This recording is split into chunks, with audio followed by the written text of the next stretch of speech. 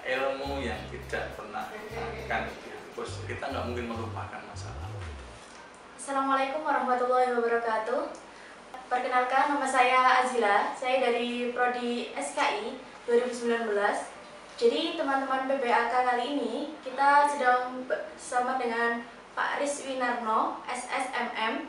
Beliau adalah Ketua Prodi Sejarah dan Kebudayaan Islam UIN Sunan Kalijaga. Jadi untuk kali ini yang kita bahas adalah tentang keprodian.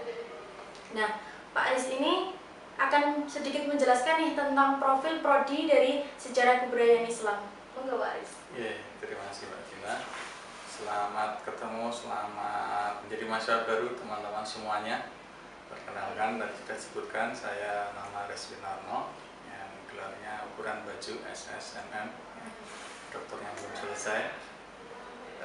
Berbarengan dengan teman-teman di UIN Sunan Kalijaga, saya juga barusan dilantik kemarin untuk menakodai Prodi Sejarah dan Kebudayaan Islam ini. Jadi secara ringkas saya cerita sejarahnya. Prodi Sejarah dan Kebudayaan Islam itu berdiri atau dibuka diawali dengan peraturan Menteri Agama tahun 64 ya. Kemudian secara resmi dibuka tanggal 29 Januari tahun 70. Kemudian sesuai dengan perubahan-perubahan kurikulum, nama dari prodi ini sendiri juga mengalami perubahan. Dulu Sejarah dan Kebudayaan Islam, kemudian berubah lagi menjadi Sejarah Peradaban Islam, tapi kemudian pergantian rumpun keilmuan yang dibuat oleh Dikti, yaitu kemudian kita sekarang kembali lagi ke Prodi Sejarah dan Kebudayaan Islam. Kurikulum KKN itu ke sana, tapi rumpun keilmuannya itu kan sekarang ke SPI lagi. Nanti kita belum tahu apakah SKI kita akan kembali lagi ke SPI, kita belum tahu. Dosen-dosennya yaitu sudah silih berganti, banyak kali tokoh-tokoh ya, yang mengampu di sini gitu ya. Tapi saat ini yang aktif sebagai dosen pengampu di SKI itu dinamai di 4 orang profesor, 60% itu doktor, yang lain sedang proses untuk menjadi doktor. Jadi sekitar 21 dosen dengan ragam keahlian keilmuan masing-masing, baik itu keilmuan utama, kemudian juga keilmuan tambahan utama, yaitu historiografi, proses sumber, kemudian yang tambahannya ada antropologi, geologi, sosiologi, sesuai dengan kebutuhan pengembangan kegiatan pembelajaran di jurusan SKI. Itu awalnya itu mungkin yang lain, mungkin langsung saja. Jadi sejak kita menggunakan kurikulum KKN ini dan sekarang disambung lagi dengan kurikulum Kampus Merdeka gitu ya. Visi dari Prodi yaitu mendukung visi dari kampus kita, UIN, yaitu berkaitan dengan keunggulan dan keterbukaan kita ya di dalam pengembangan keilmuan gitu ya. Maka visinya Prodi juga sama, unggul dan terkemuka dalam pengembangan sejarah peradaban Islam. Itu visinya. Dan misinya ya tentunya sebagai Prodi ya tidak bisa lepas dari Tridharma Perguruan Tinggi.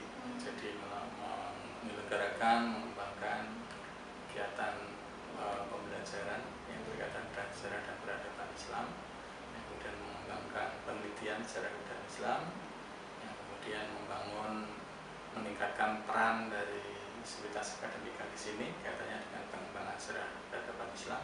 Dan yang keempat, pengabdiannya yaitu bagaimana meningkatkan dan mengembangkan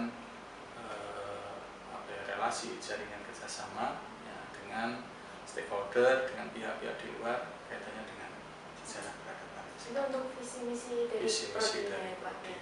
Jadi menurut Bapak sendiri tuh penting nggak sih kita belajar sejarah kebudayaan Islam ini? Ya,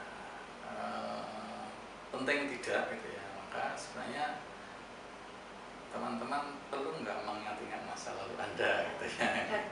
Dan orang itu tidak akan pernah bisa dilepaskan dari masa lalunya.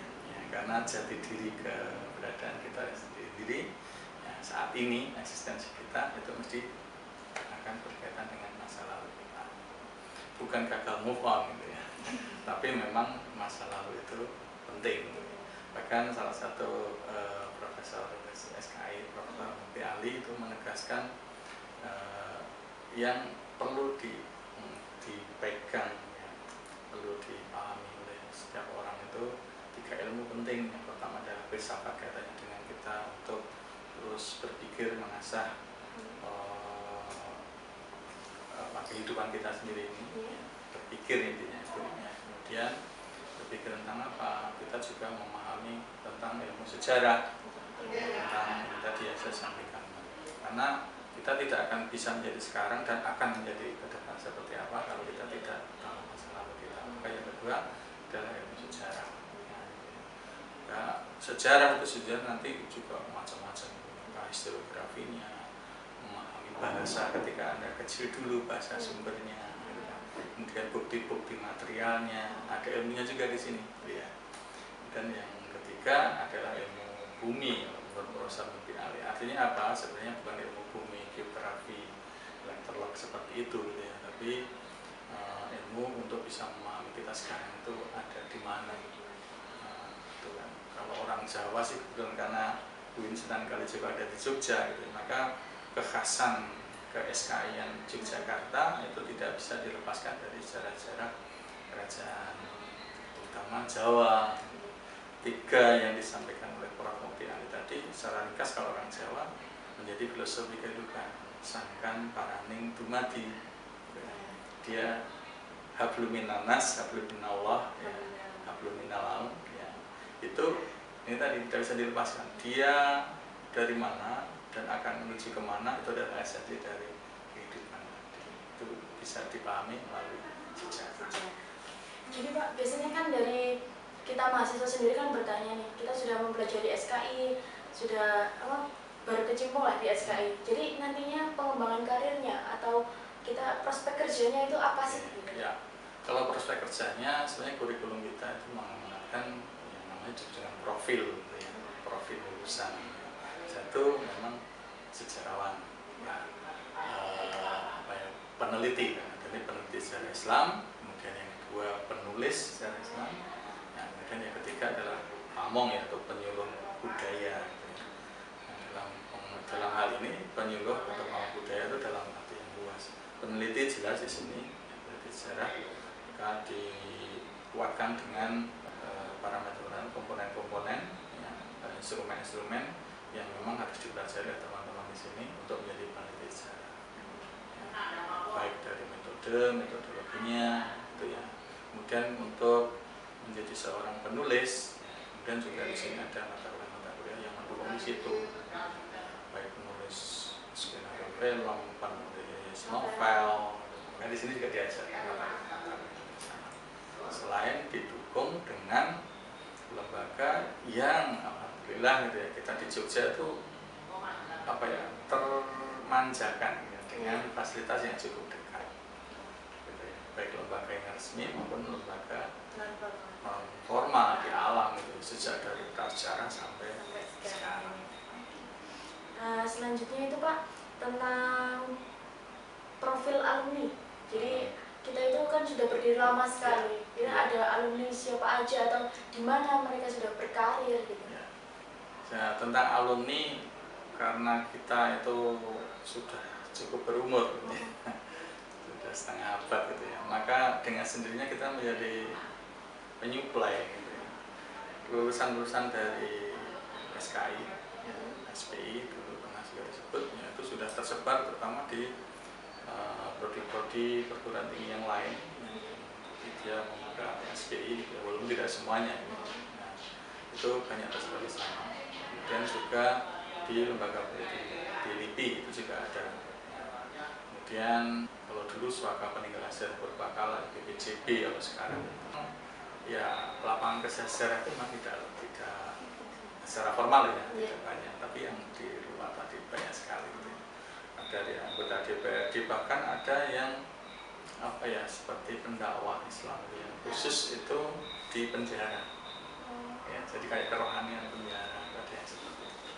Jadi memang tersebar di mana-mana Ya, Pak itu ya. karena sudah tua tadi gitu ya. Jadi nih kita juga kemarin kan sempat membuka tanya jawab. Apakah mungkin dari maba ada yang mau bertanya pada kajurnya, dan ini kita sudah kumpulkan ada 3 penanya Pak. Yang pertama adalah dari Ananda Abdullah. Apakah prodi SKI mata kuliah atau pembelajarannya hanya seputar Islam?